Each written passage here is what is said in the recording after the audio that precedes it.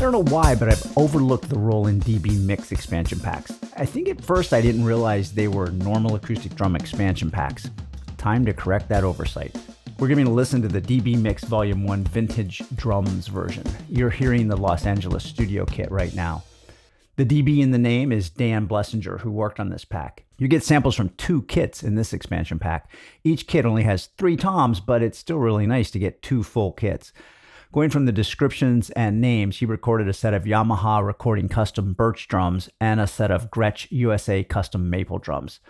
There's not as much layering going on in these kits as in other expansion packs I've looked at. That's kind of nice when what you want to evaluate is the recorded drums with varying parameters. As usual, we'll listen to each drum sample in a default kit with the tuning set to 0 and no EQ or compression.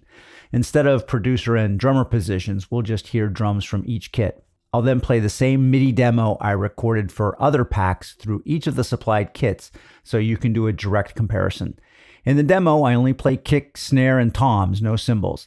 The visuals will show which kit is being used, and I've added drums to the floor to reflect what drums are being used in layers. A table of data will also be shown to give you some key characteristics on layering, tuning, muffling, and shell depth for each drum.